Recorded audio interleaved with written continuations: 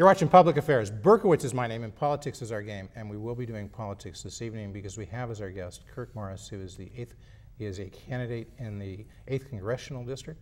He is in the Republican primary. He's got 2 opponents there, and he's looking to take on Melissa Bean, who is the Democratic incumbent. She has been there. This is her 2nd term. All right. He is 49 years old. Kirk Morris is a sales exec for a biofuels firm out of Chicago. He lives with his wife, Vicki.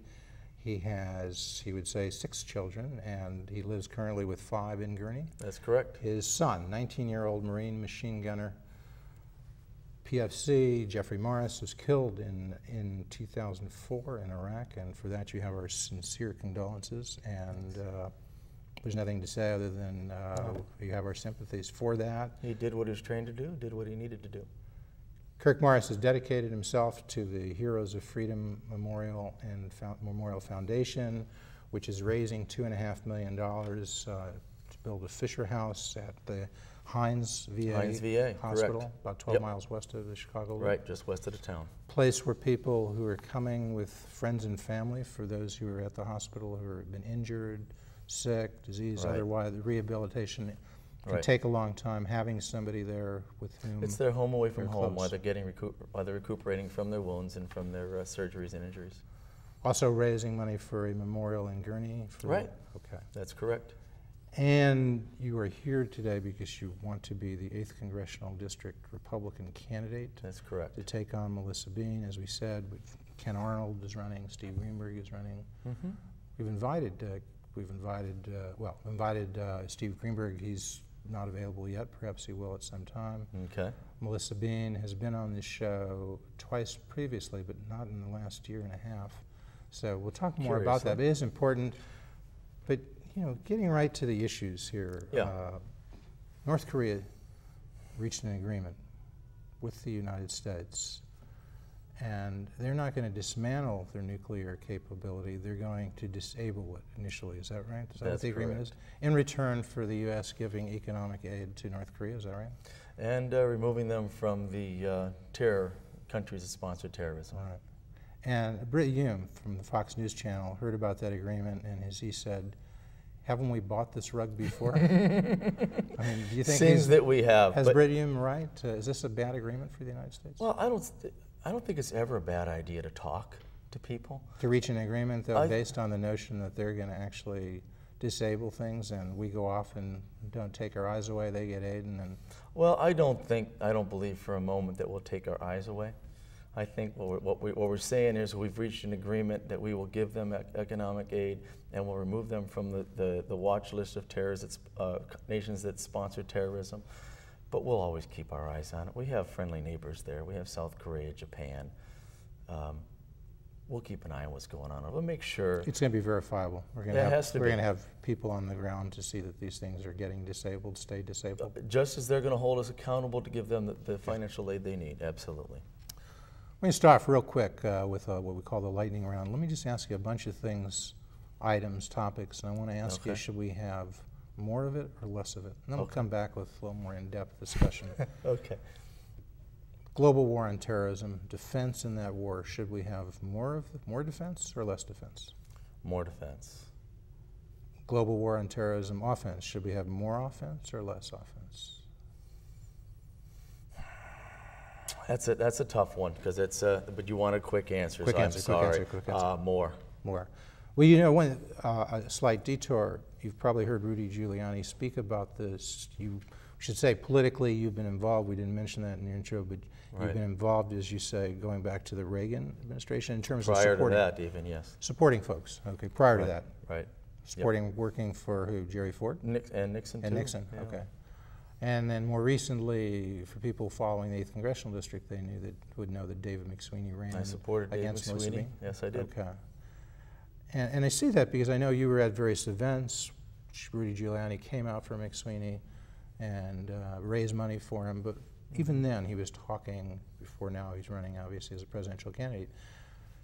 He said the major thing is the U.S. went on offense in Iraq, and now it's important to go on the offense against terrorism in general. And before that, before September 11th, 2001, we had been playing defense. Giuliani says, don't just play defense, go on offense. Did you get that right? Absolutely. Okay. The enemy we face today, Jeff, has declared war on us and have been at war with us for 4 decades. We can't forget, Beirut, can't forget the coal, can't forget the first attack on the World Trade Centers. I mean, the list goes on, and we took nothing but defensive actions there. Had we perhaps tried to stop the bloody nose sooner, maybe we wouldn't have been in as much trouble as we are today.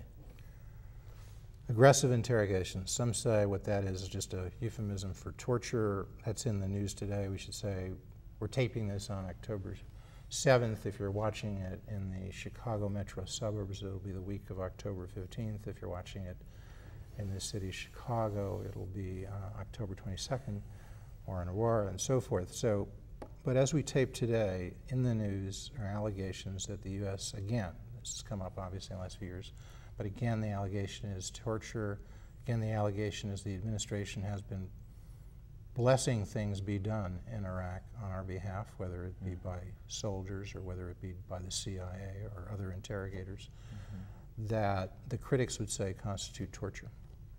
And one recently, what things that have come up they're characterizing as torture, they say head slapping, face slapping, waterboard, which is simulated drowning, exposing and these are basically detainees, I guess, at Gitmo, but detainees suspected as terrorists. And these are for the terrorists of the terrorists. So waterboard, that's simulated drowning, right. Slapping somebody's face, frigid temperatures. This is what now they're characterizing as torture, and this is what many people are upset about. And we're told the approval was maybe to subject 100 detainees to this, and perhaps maybe a third of that actually incurred this. Okay. Does that sound like torture to you? I did not read the article, so I assuming I've represented I don't know you to misrepresent things, so I'll take that at your word. You can't live in an idealistic world. It's great to have these ideas that we can all get along, that no one's going to try to do you harm and you don't have enemies. Realistically, these, I think you told me these were detainees. Detainees. So right. they suspected terrorists probably were arrested, taking up arms against our men in uniform. At minimum, these people are enemies of the state and enemies of this country. And if given the opportunity, they would have pulled the trigger and killed one of our men in uniform. That doesn't make them friends or people that we need to invite to tea. Now, that being said, I would oppose torture. I don't believe that's the right thing we should do. We are above that, and we do have other methods that we can employ to get information to save men and women's lives. Would you subject these 30 to 100 detainees to the kinds of treatment that I've discussed, or would you say, no, that would be torture and shouldn't do that? I have all the faith in the world, and I have met an awful lot of officers and enlisted in our military, and I know their level of integrity. And they're some of the finest men this country has to offer. If they feel that an interrogation method is going to extract information that will save American lives, I'll leave that to them and the military courts, so that they have accountability to the military courts to conduct interrogations and methods that we as Americans feel to be appropriate. And you feel the same way if it was done by CIA as opposed to military? You know what? I don't know enough CIA agents to talk sure. about You're not sure if you want to give them that authority? I don't know. So I think they're the ones who usually do the interrogation, I think. Well, but any way you look at it, Jeff, any way you look at it, they have to be accountable, and I believe that these are enemy combatants, and therefore they should be, the jurisdiction there is the military courts, not the civil courts. Make them accountable to the military courts. You're a possible opponent, assuming you win the primary, is Melissa Bean. What do you know about her view on aggressive interrogation? I don't know. I have not researched that. So see, this would be a good point if Melissa Bean would come on shows like Public Affairs periodically, which is what she said. Yeah, I would love to debate her on or even on just to come on one by one, just to have her views. Too? She was last here in January of '06, and she did say in October of '04, running against Crane, of whom she was highly critical, but he wasn't coming on the show at that time. Right. That she would certainly do this. So we'd invite Melissa Bean to come on the show, we'd invite her Director of Communications, Brian Herman, who I understand is paid by the taxpayers, to return our calls and communicate with us, because Brian's not a campaign manager now, right? Jeff, I think he's working for the government, isn't he? That's right. I think it's very important that we have accessibility. I think that the people of our district, so 700,000 people in my district, in our district of the 8th Congressional District. The district that I lived in, have lived in for 50 years. You live in Gurnee. I live in Gurnee. I've been in the 8th District for 50 years. That district, some of the population centers, Schaumburg, Palatine, Hoffman Estates, but also Antioch, Arlington Heights, Barrington Woodstock, Hills. Hebron, McHenry, Johnsburg, yep.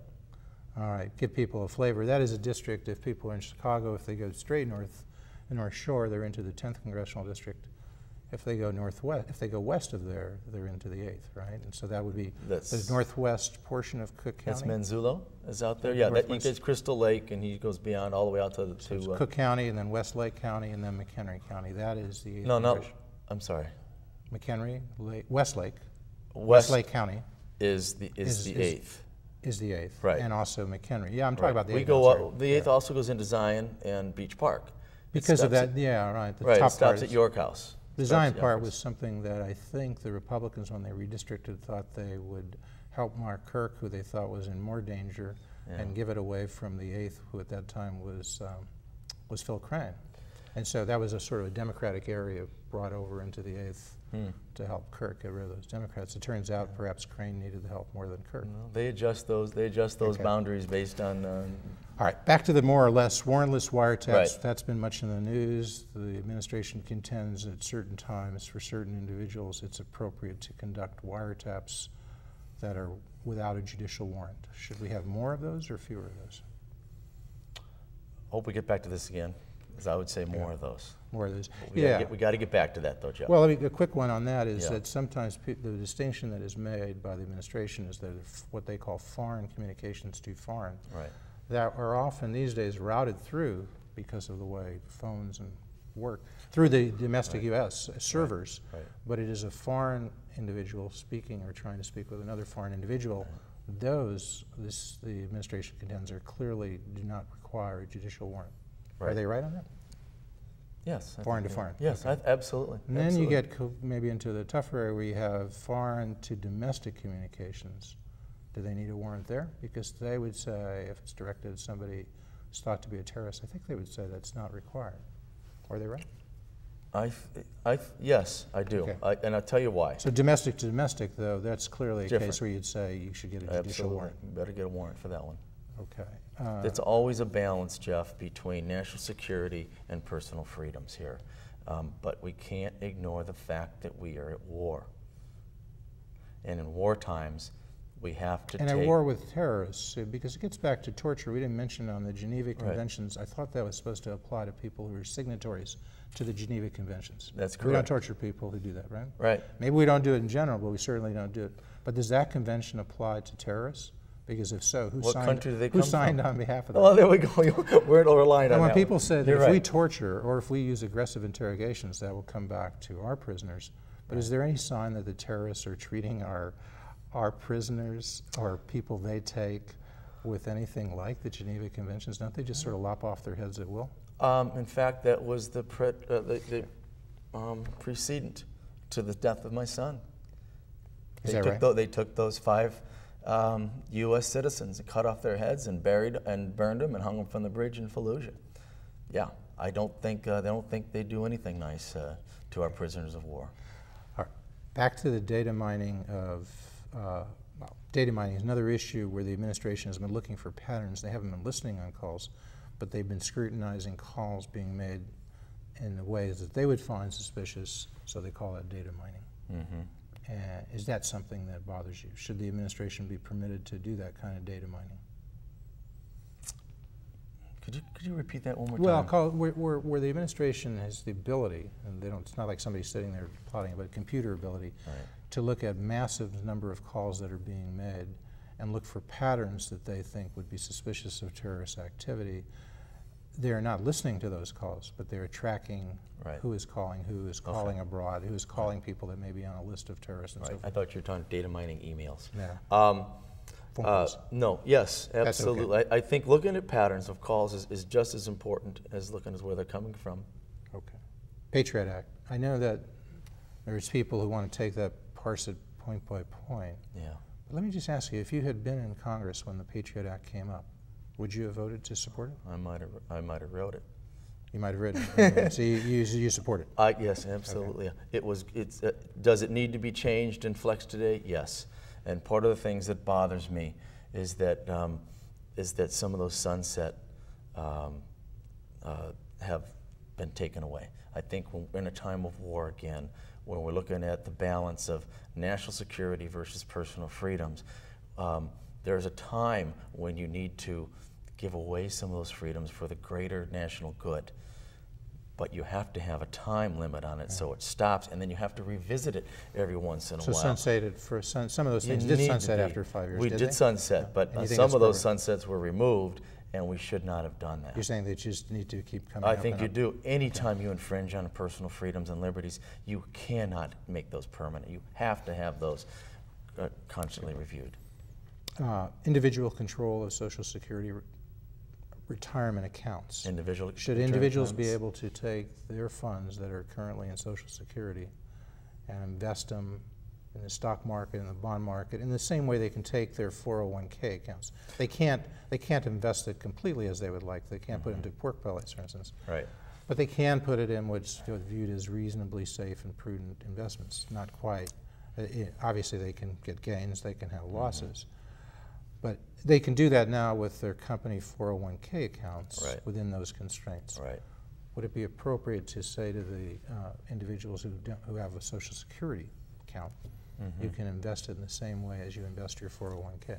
With those same restrictions, I mean. I don't think you can go back and take the monies that they've already invested in the Social Security system, but I think you can certainly give them here going forward the monies that they would be paying in the Social Security system. You would like to do that? I would like to give that. I always believe that individuals can make better decisions for themselves than large bureaucracies in the government. Okay. So I do believe that that would be a good idea.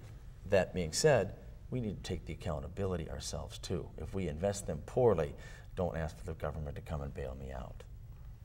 Free trade. Should there be more or less free trade in the United States? Free trade is one of those things that, that we need to have access. We're the largest exporter in the world, and we're the largest importer in the world. We need to have access. I'm a fair trade guy. I think that if we're going to give a country or a foreign company access to our markets, we need to have the same equal access to their markets. And that means the same accountability on civil liberties, the same accountability on environmental controls, the same liabilities as far as the product, quality of the product coming through. And we can talk about the Mattel recent in the paper with the lead paint. China should know better. We don't allow lead paint on anything in this country. So should we do, as Dick Durbin says, have more inspection of all products coming into the United States from China, or some certification? We're overburdened today on our inspection process. Or should we rely on the free market that Mattel itself will want to get some guarantees of products coming to them in the future, because Mattel's goodwill is at issue? Well, here. I don't. It is good. It is at issue. So I'm I saying also think the free market approach accountable. would be to allow on Mattel to do it. The less free market approach would be to say the U.S. government should perhaps clamp down on imports. Some would say that's an excuse for protectionism. Well, is it? we can't allow protectionism. That's not accurate. So what do you do about those toys that are coming in with lead paint? Well, Mattel is the purchaser, they're the distributor, they're the party that's liable. Right. You know, and that's the Mattel's, that's their accountability. Looking ahead in the future, you're saying that Mattel will clamp down on products and make its own scrutiny greater? The Chinese will do that? Well, I'm not saying the Chinese will, but Mattel is the responsible party here that's bringing that product into the country. They're the ones that have to be held accountable on this one. They're the ones that are going to be sued in our courts for the millions of dollars of the children that might have ingested that lead paint. But the example of these are toys coming in from China with purportedly lead paint, some fraction of toys. Right. The fact that that happened, does that cause you to be less in favor of free trade in the future? No. Okay. No, it does not. It's one of those mistakes that's made. Fortunately, we caught it. And that's a good thing. Now, your possible opponent, Melissa Bean, supported CAFTA, the Central American Free Trade Agreement. If you had been in Congress at that time, would you have voted the same way, that in support of CAFTA? No, I don't think so. I don't believe. No. Well, of course, CAFTA is not even implemented yet. I think. Well, why would you have not supported it? Isn't that a free trade agreement? Isn't it doesn't it stand for Central American Free Trade Agreement? It does stand for that. It's an expansion of NAFTA. And you don't think NAFTA is good either? The premise is wonderful, but it goes right back to the same old problems. The basic inherent portions of that agreement stipulate that they will be accountable and they have to implement the environmental and pollution controls, that they'll honor the civil liberties of their workers. Who will? They'll give that the foreign countries operators, right, the companies that are making those products. Mexico. And shipping And them back. NAFTA. Mexico. No, NAFTA was Canada, U.S., and Mexico. Right. And then you get the expanded. But is Mexico reneged on that? Before we get to CAFTA, just staying on NAFTA for a second. Number Absolutely. one, originally you would have supported NAFTA if you'd been there way back when in '94. It was a great premise. It was a great idea. Looking back, would you do it again, or do you think the treaty is not worked out well? I think you need to put certainly. Or agreement, I should say. Not well, treaty. the agreement. Yeah. You need to have your teeth in there, and you need to hold the government accountable because they're the ones that are overlooking. But on net, has NAFTA been good or bad for this country? It is certainly. I don't know that it has been a big positive for us. Let's put it that way. Has it been a small positive? It has hurt us. Well, it has hurt us over. But on net, has it been a plus or a minus, NAFTA? Well, depending upon your perspective, I would say that it's probably been a negative. Okay. Now, CAFTA, going to CAFTA, would you have voted to support CAFTA if you had been voting in Congress? No, I would not have supported CAFTA. And what would you? And the reason why, given that you just said you're for free trade, and the CAFTA agreement stands for Central America. Fair trade. Oh, is that right? So you're not for free trade. You're for fair trade. So you would have opposed. You differed with Melissa Bean on that. You would have voted against that. Right. And what would have had to be changed, if you can say succinctly, in that agreement so that you would support it? Well, I think that we needed to have certainly more. Again, I'll go back to the more accountability of the environmental controls and the pollution controls. Part of the reasons why products can be manufactured cheaper out of this country is because our quality standards are so much higher here in the United States. You don't think there were the sufficient controls? They're not. Okay. Melissa Bean contended there were, and she took a lot of heat, as you know, from her labor supporters for supporting CAFTA when they thought she shouldn't have. Right. And in fact, they thought she said. Well, and that goes into the civil liberties part, Jeff. You know, we can't sit here and tell another country what they should be paying their workers, but we should be able to say if you're going to have products. Whether it be agricultural or commercial products manufactured in your country, shipped to my country, I want you to make sure those people are treated correctly and given a fair wage and treated properly. What's a fair wage in China? And put in U.S. dollars, should they be earning the minimum wage in China? And if they don't, then we shouldn't not trade our them? minimum wage, No. but they shouldn't be. Okay. So you're making allowance for the fact that their economy is not quite as advanced. Well, yeah. Well, that's what I'm saying. I'm not going to put a dollar amount or a cents amount on that one, but they should be able to afford, those certain inalienable rights that we. I don't want to implement our inalienable rights on them, but we do have. Okay. You know what I'm saying? Basic support of our family. We need to move on. Iraq. In general, if you'd been there in 2002, would you have voted to authorize the president to take military action in Iraq? I would have. Okay. Absolutely. And would that have been predicated on that, at that time, that you thought there would have been, say, assuming you, like many, thought there were weapons of mass destruction, then you would have voted to authorize the president to take military action. If you had known by some reason that there would not be, that there were no weapons of mass destruction in Iraq, if you knew that in the fall of 2002, would you have still voted to authorize the president to take that military action? Well, like Yogi Berra said, predicting the future is so difficult. Predicting is so difficult. But looking, this is going back and saying, but how important was the projected existence, or how important was I think there was everything, Jeff, of weapons of mass destruction? There's more, but there's more to that whole story. That because yes, the prediction, every intelligence agency in the world not only believed that he had these weapons, but also understood that recent history showed that he used them. Okay. And had every intent of developing, and then go back again, how many UN resolutions did he defy? Okay, but all I'm saying is if you had known at that time that there were no weapons of mass destruction, would you still have supported giving the president authority to take military action in Iraq? Probably not. Okay. If I had hard evidence. The But that surge, doesn't which we're exist. talking about now, recently in Iraq, which is somewhat described by some as a change in strategy to focus on counterinsurgency, counterterrorists, more than the U.S. had before, under General Petraeus. Right. Is that surge working? I think all indications are that that it is working. I can also tell you, with my connections with the Marine Corps, they've been doing that since they set foot on the sands in Iraq, is embedding and working with the indigenous people in those regions. Marines have. The Marines have But done not, it. but not the U.S. military in They are, general. well, not the. Not the coalition forces that are outside the ranks, you're saying. Some of them were, some of them weren't. But in general, I was going to go with the U.S. Army was not operating under that situation. But the Marine Corps was, and I think that was part of what Petraeus was seeing was so successful, was seeing we need to implement that more on a countrywide basis. And it's working. And it's working. Some would argue with you and say there were supposed to be political milestones that would have been met in terms of an oil revenue sharing agreement, which hasn't been apparently worked out in Iraq within its parliament. Yes. And other milestones have not been met. Right. In fact, the great majority have not been met. They say the surge was supposed to provide the military success to allow the political success to occur. Since the political success hasn't occurred, the critics say the surge has failed. What do you say to those folks? I think the president would say that a large majority Now, of what those, would you say, Kirk Morris? I would say that that they're just disturbing that the political process hasn't moved quickly enough. On the other hand, quickly enough in our book is different than quickly enough in another country. I don't think we can tell them exactly what to do, but I think we have to expect them.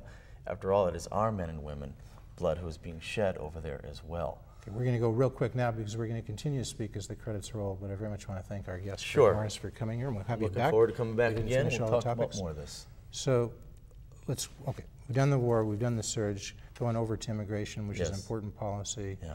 McCain, Kennedy, Gutierrez, comprehensive immigration reform, No. border control, and you would have voted We no on that. cannot do the full Tancredo, but we do have areas that we can agree on, and one is securing the border yesterday. You would support that, but not comprehensive, Absolutely. not an earned I path to don't- citizenship, not yet. Absolutely, we cannot give immigration.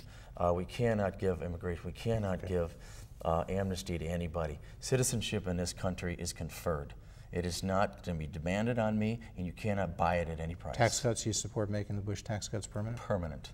Okay, unequivocally you say that? Unequivocally permanent. It shows that Education, you'd support school vouchers, school choice? I think school choice is important. I think School a massive, vouchers you support? that would be school choice. Okay.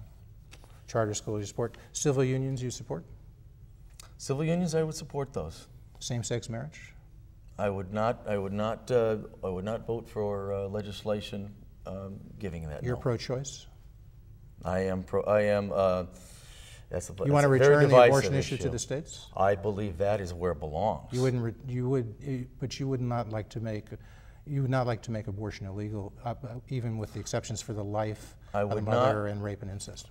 I would vote for and continue to support the Hyde Amendment. I would absolutely work very hard at getting parental notification. I would continue the ban on